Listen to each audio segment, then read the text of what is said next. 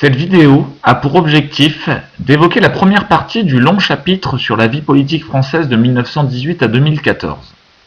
Long chapitre en ce qui concerne la période étudiée, puisque quasiment un siècle d'histoire politique française, chapitre au final dans les révisions pour le brevet qui ne doit pas être une difficulté, étant donné que les années 1918 à 1945 ont déjà été vues de manière assez détaillée lors des parties sur la Première Guerre mondiale, sur l'entre-deux-guerres et sur la Seconde Guerre mondiale.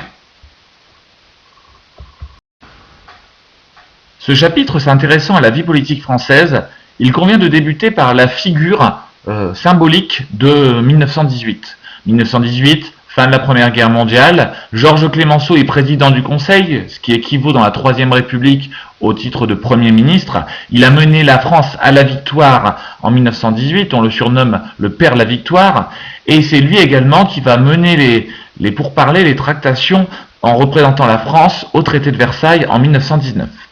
Aux élections présidentielles de 1920, Georges Clemenceau se voit devenir président.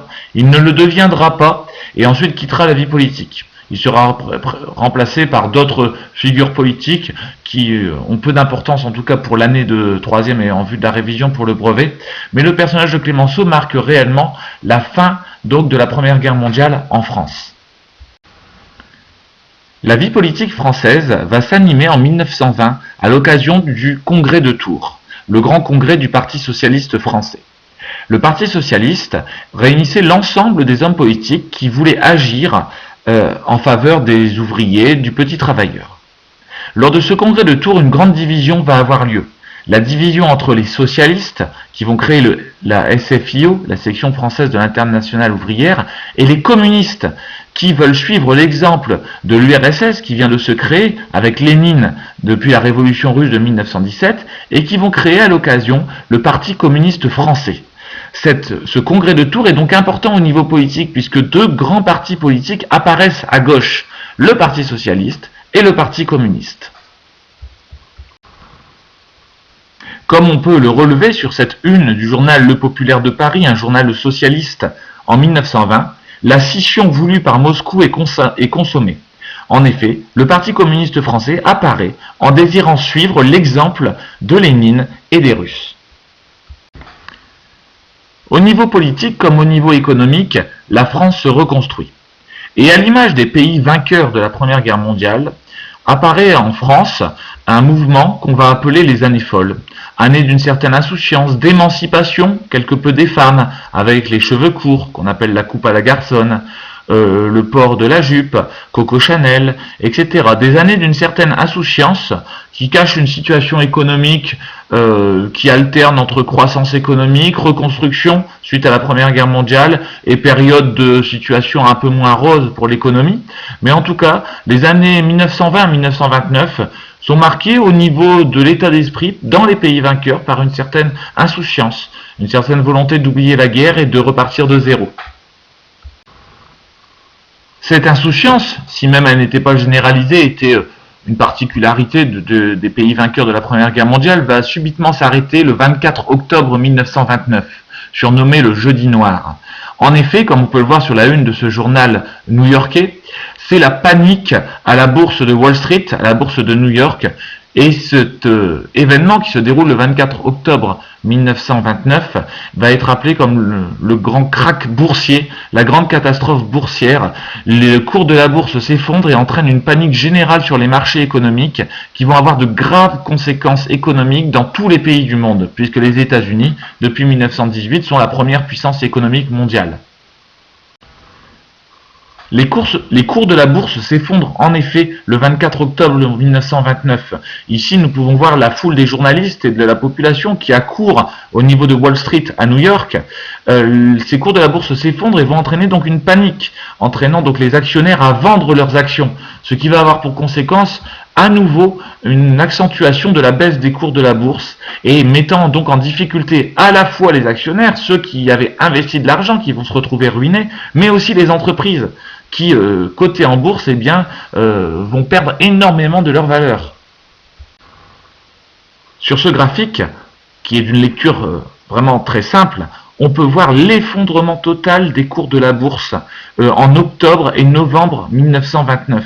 Ces cours de la bourse qui vont chuter de manière quasi discontinue et qui vont participer à la panique économique qui va apparaître à cette occasion-là et qui va peu à peu se propager à tous les pays du monde occidental, du monde développé, qui suivent le modèle économique américain.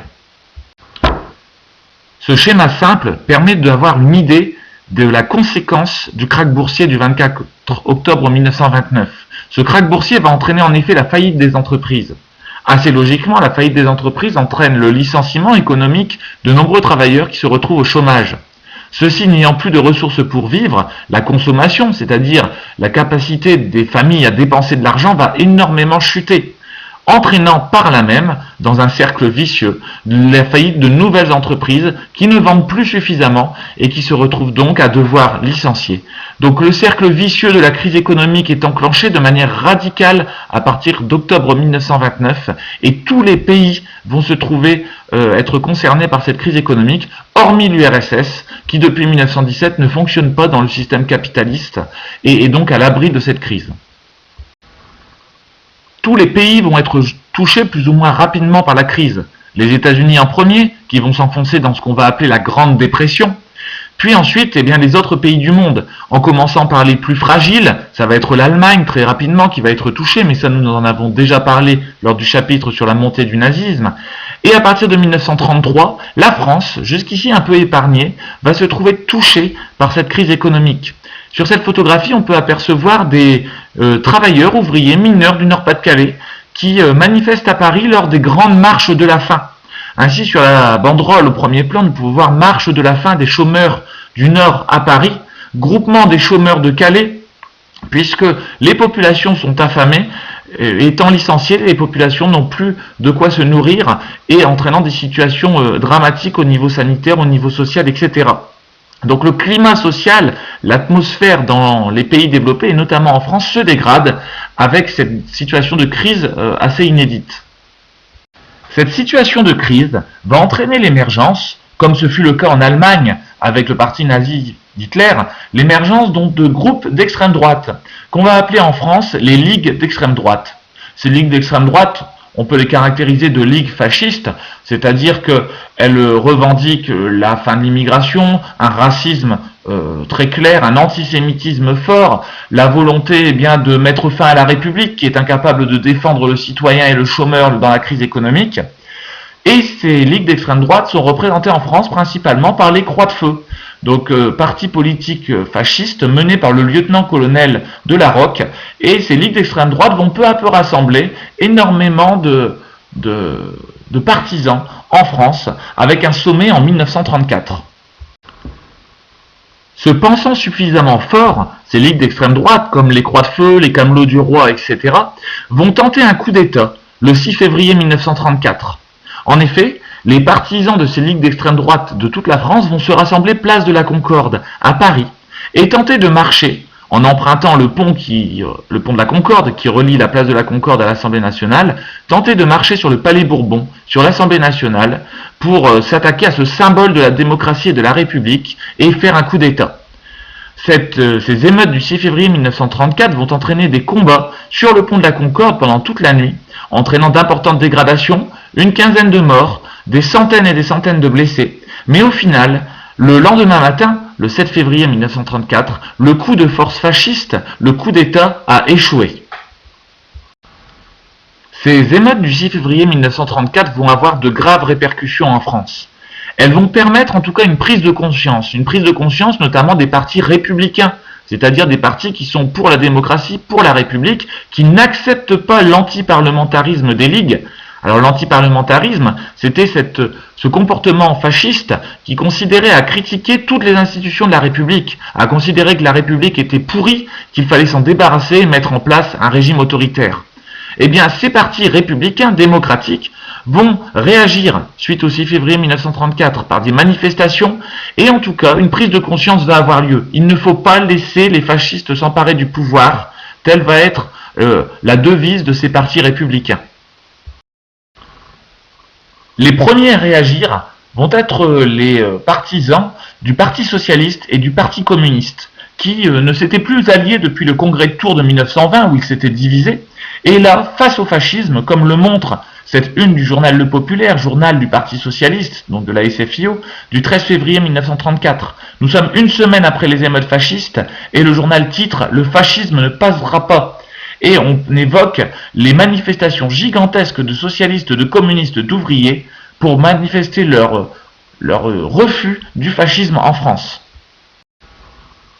Ces grandes manifestations de 1934 en appelleront d'autres pour lutter contre le fascisme. Et les communistes et les socialistes, avec également le parti radical, un parti très important à l'époque, eh bien vont faire ce serment de s'unir malgré leurs différences pour lutter contre le fascisme, empêcher l'arrivée au pouvoir en France d'un parti fasciste comme c'était le cas en Italie avec Mussolini ou en Allemagne avec Hitler, et donc de s'unir pour lutter contre le fascisme. Cette affiche communiste de 1935 est suffisamment explicite et compréhensible. Contre ça, c'est-à-dire Hitler, votez communiste. Et effectivement, communistes, socialistes et radicaux vont mener un combat commun contre cette extrême droite française. Ils vont ainsi créer le Front populaire, rassemblement du Parti communiste, de la SFIO, c'est-à-dire des socialistes, et du Parti radical. Le Front populaire contre la misère, contre la guerre, contre le fascisme, pour le pain, la paix et la liberté. Cette alliance de trois grands partis de gauche, eh bien, va réussir en 1936 à remporter les élections législatives, à s'emparer du pouvoir pour la première fois et à créer un immense espoir à travers la France. Immense espoir pour les ouvriers, pour les travailleurs, et un espoir tellement important qu'à peine la victoire du Front populaire annoncée en 1936, de grandes grèves de la joie vont avoir lieu dans les usines françaises, dans l'attente des premières grandes décisions qui vont changer la vie des ouvriers et des travailleurs français. Le socialiste Léon Blum devient Premier ministre, président du Conseil de ce Front populaire en 1936. Bien décidé à agir, il va réunir autour de lui de grandes figures, telles Roger Salengro, Jean Zay, Léo Lagrange, dont les noms aujourd'hui sont souvent des noms de rues dans les cités ouvrières, dans les quartiers ouvriers des anciennes villes socialistes et communistes. Ce Léon Blum, très vite, va agir et va souhaiter donc, respecter ses promesses et agir pour les ouvriers, pour les travailleurs. Donc comme nous pouvons le voir ici, c'est la joie pour les chefs de cette union des radicaux, des socialistes et des communistes, qui s'emparent donc du pouvoir. Suite aux grèves de la joie de 1936, il faut agir pour ne pas paralyser le pays trop longtemps, et vont avoir lieu les accords Matignon de 1936. Les accords Matignon, c'est-à-dire les accords qui vont être contractés entre le Premier ministre, qui réside à Matignon, et les représentants des syndicats, syndicats ouvriers, syndicats des patrons, pour prendre de grandes décisions sociales.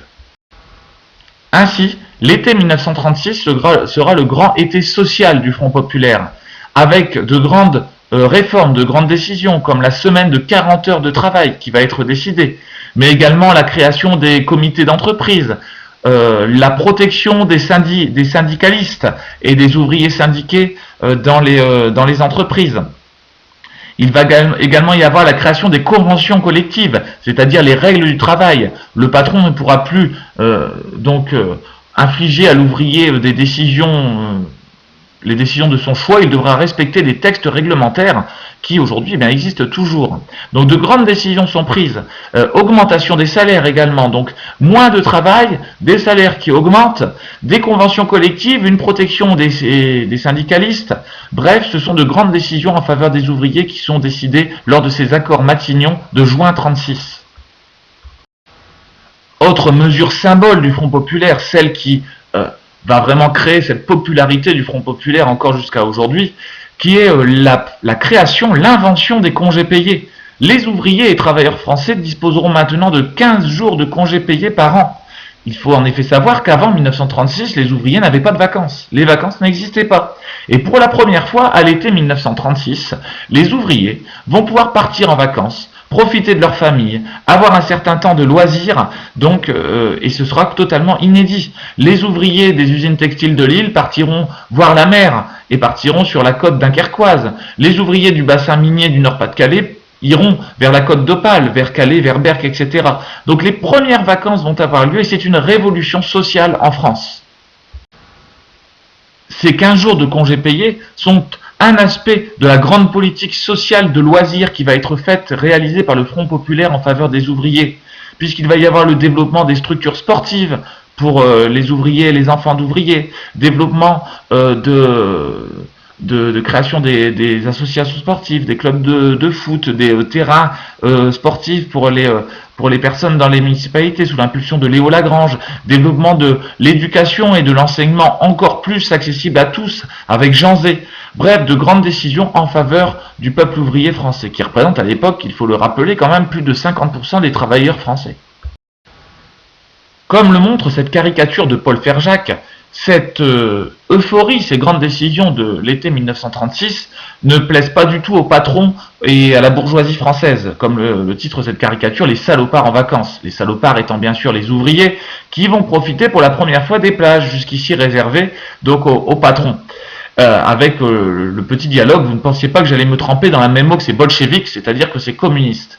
La réaction des patrons et de la bourgeoisie française est très dure envers ce Front populaire et d'importantes attaques vont avoir lieu contre ce Front populaire, contre ses ministres. Léon Blum, le socialiste Premier ministre, va être attaqué parce qu'il est juif. Donc l'antisémitisme va grandir. Les ligues fascistes d'extrême droite, bien que combattues depuis 1934 et battues par le Front populaire, eh bien, vont agir de manière particulièrement féroce, attaquant de manière très agressive Léon Blum, mais aussi Roger Salengro, le ministre de l'Intérieur et maire de Lille, qui va être poussé au suicide suite à des rumeurs calomnieuses complètement fausses qui affirmaient qu'il avait déserté en 1914, qu'il n'avait absolument pas été un bon soldat alors qu'il avait été décoré à cette époque-là.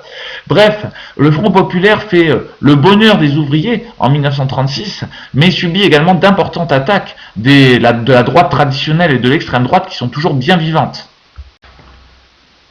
Ce qui expliquera, sans refaire tout le cours sur la Seconde Guerre mondiale, que lors de la Seconde Guerre mondiale, quand le maréchal Pétain s'emparera du pouvoir, et comme le montre cette affiche que vous avez pu étudier en Histoire des Arts, la Révolution nationale, la Maison France, cela expliquera donc que ce maréchal Pétain, qui est l'héritier des ligues fascistes d'extrême droite, l'héritier de ces traditionalistes qui crachaient sur le Front populaire, eh bien représenteront la France du Front populaire comme une France qui ne tient pas la route, une France de juifs et de communistes, une France abandonnée qui aurait encouragé les Français à être paresseux parce qu'ils travaillent moins et ont 15 jours de congés payés, une France de l'immigration, une France démagogue où le gouvernement aurait donné aux Français ce qu'ils auraient souhaité uniquement pour être aimés.